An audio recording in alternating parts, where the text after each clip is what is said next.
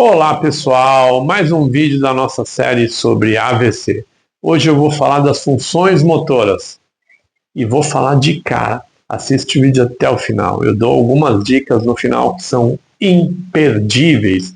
Eu mostro o pulo do gato. Eu mostro como acontece e por que que o meu paciente melhora e o seu não. Por que que o meu paciente consegue e o seu não. Por que que aquele amigo seu faz e você que tem um familiar não faz, ou você que é paciente não faz? Eu explico nesse vídeo. Roda a vinheta. Olá pessoal, seja bem-vindo a mais um vídeo aqui do canal do YouTube Sua Saúde no Canal com o Dr. Adriano Amaral. Antes de entrar no vídeo eu já te peço, clica na tela, se inscreve, dá o seu joinha, compartilha esse vídeo, tenho certeza que ele pode ajudar muito outras pessoas. Ajuda a gente! E roda o vídeo. Bom dia, boa tarde ou boa noite. Adriano Amaral, Sua Saúde, aqui no canal. Hoje, mais um vídeo sobre AVC. Vamos continuar falando das manifestações clínicas e hoje nós vamos falar das funções motoras. O que acontece? Tá? Durante os estágios iniciais do AVC, é comum a flacidez. Então, você fica todo mole, não consegue mexer nada e às vezes dá bilateral. E aí você, opa, dos dois lados é uma lesão mais grave? Não. Tá? Eu costumo falar, esse paciente não tem nenhum movimento voluntário. Usualmente esse quadro é substituído pelo desenvolvimento de alguns padrões motores específicos, como espacidade e em massa que a gente determina sinergia, né? Então o paciente se mexe em bloco. Mas por que ele tem essa fase? Tá bom? Eu vou fazer uma analogia aqui. Se eu tenho um carro que ele está quebrando, não dá para consertar ele andando, né? Então eu peço para o mecânico, enquanto eu vou indo para o trabalho, você já vai mexendo no motor. Então eu estou andando e ele está ali pendurado arrumando. Não existe. Com o nosso corpo a mesma coisa. Enquanto o cérebro não entendeu qual foi a lesão, qual foi a ameaça, ele simplesmente para tudo. Então ele corta todas as funções e começa a fazer os testes. Como ele corta tudo, você fica mole.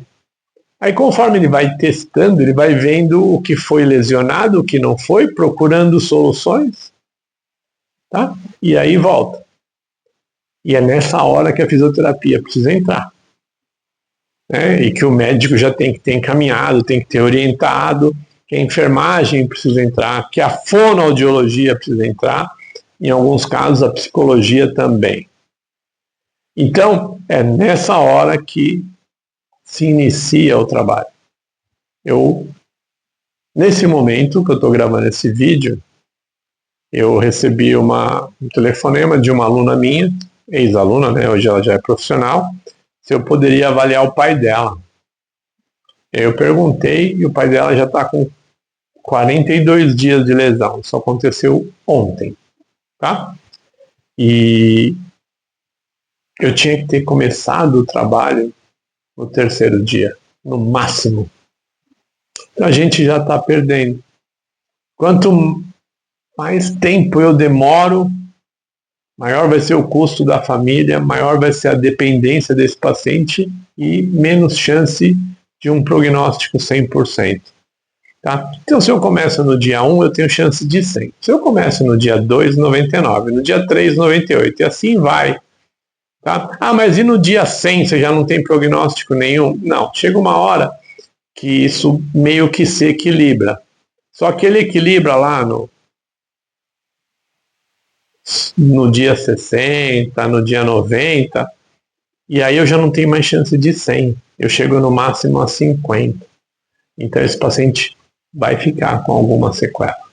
Então a hora de você iniciar é o mais precoce possível. Se você está assistindo a nossa série, o ideal é não deixar o AVC acontecer. Né? O AVE, o DVE, o derrame, como você quiser. Né? Já expliquei essas nomenclaturas no outro vídeo. Agora, se aconteceu, quanto antes você começa, tá? Eu vou falar aqui assim, em média, tá bom? São dados, se não me engano, australianos. A cada mês que passa, eu perco 10%. Então, passou um mês, eu já não chego mais a 100, ao que ele era. Se o paciente corria e jogava bola, já não vai mais. Ele vai trotar, não vai jogar bola, né? Você vai perdendo. Isso vale mais ou menos até 1 ano.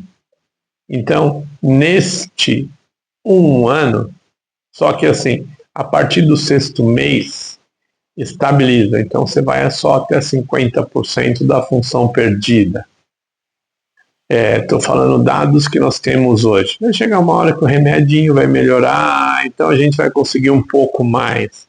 Mas assim, hoje é importantíssimo você começar a parte motora o mais rápido possível, antes que os sinergismos se instalem, né?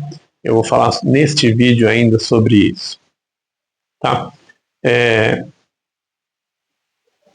Os músculos envolvidos nos padrões sinérgicos, né, eles estão frequentemente ligados entre si. Então é uma cadeia, tá?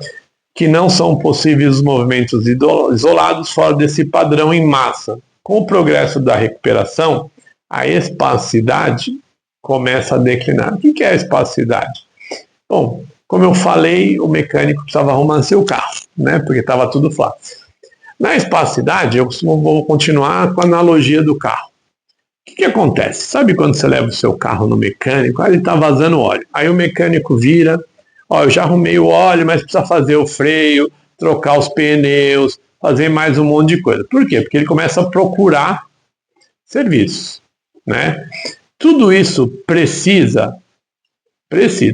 Só que, por exemplo, o pneu tem uma vida útil, eu vou inventar, de 1 ano. E você comprou 6 meses. Então eu posso trocar o pneu daqui a 6 meses. Eu não preciso trocar hoje. Ah, mas é ideal você trocar hoje, porque você fez isso.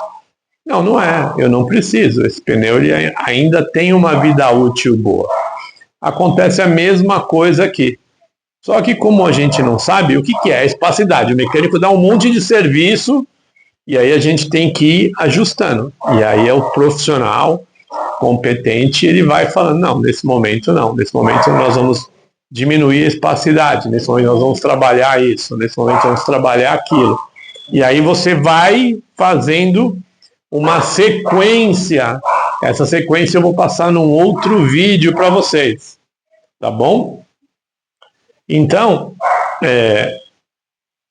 os estudos, né, eles foram desde 1951, como foi o progresso da recuperação, como acontece.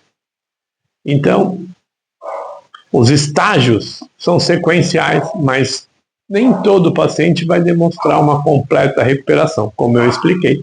Quanto mais passa o tempo, menos prognóstico eu tenho. Então, existe uma tabela, uma forma como isso acontece. Tá bom? Basicamente aqui, dia 1, 100%. 2, isso vai acontecendo até chegar uma hora que não fica assim nunca, né? Porque isso aqui o paciente morreu. Mas ele vai sempre trazendo, chega uma hora que isso para. Então aqui vai descendo, mas aqui não sobe mais. Eu não consigo ter ganhos. Eu tenho que começar isso o mais rápido possível. Tá bom? Bom, os pacientes vão atingir um platô, dependendo da gravidade do seu envolvimento e da sua capacidade. Bobat descreve 3 estágios de recuperação. O estágio inicial flácido, o estágio 2 da espasticidade e o estágio 3 da recuperação relativa. Tudo isso eu acabei de explicar quando eu fiz o meu gráfico aqui com a minha capinha. Tá? Se eu estivesse numa sala de aula, dando aula para profissionais, eu ia estar mostrando isso graficamente, colocando exemplos, dados, né? Um conceito crítico no paciente com AVC é a capacidade de reconhecimento das alterações de tônus, dos padrões motores de sinergismo, com achados clínicos distintos, e da compreensão da interação entre os dois. Flacidez Usualmente está presente logo após o AVC e perdura por horas, dias ou semanas. A espasticidade a gente tem em 90% dos casos, tendendo a ocorrer em grupos musculares previsíveis, comumente os músculos antigravitários. Tá? Eu dou um curso de formação e eu mostro exatamente porque os antigravitários geram isso. É um curso prático que eu dou aqui para profissionais. Mas os efeitos da espasticidade são restrição de movimento, alteração de postura. Tá? No membro superior, a espasticidade frequentemente é forte nos retratores da escápula, adutores, depressores rotadores internos do ombro, flexores do cotovelo e pronadores do antebraço e flexores de punho e dedo. No pescoço e tronco, ela pode causar rebaixamento, né? Então você fica com o ombro mais baixo que o outro. Tá? No membro inferior, frequentemente estão espásticos, retratores pélvicos, adutores, rotadores internos do quadril, extensores de quadril e joelho, flexor plantar, supinador e flexor dos dedos. Isso explica o padrão. E aí a gente tem que trabalhar com isso. Tá? E os padrões de sinergismo, né? Eles são padrões de movimentos primitivos e estereotipados, associados à presença da espasticidade. Podem ser promovidos de modo reflexo, como reações associadas, ou como padrões voluntários. Nós temos dois tipos de sinergismo de flexão e um tipo de extensão. Tá? Geralmente, nós temos alguns músculos chaves que são envolvidos e que são negligenciados pelo paciente, pela família e, o que é pior, pelos profissionais, principalmente os médicos. Os médicos não têm nem noção de que isso acontece. Grande dorsal, redondo maior, serrátil anterior, extensores do dedo e eversores de tornozelo. Tá? Então esses músculos são de difícil reabilitação e é eles que vão apresentar limitações funcionais desse paciente. E é aqui que é o pulo do gato. É aqui que profissionais como eu fazem a diferença. Então não adianta eu ir lá e mexer na mão, tá? Porque o grande dorsal, o quadrado lombar, todos eles estão ali. Eu tenho que ali trabalhar esses músculos.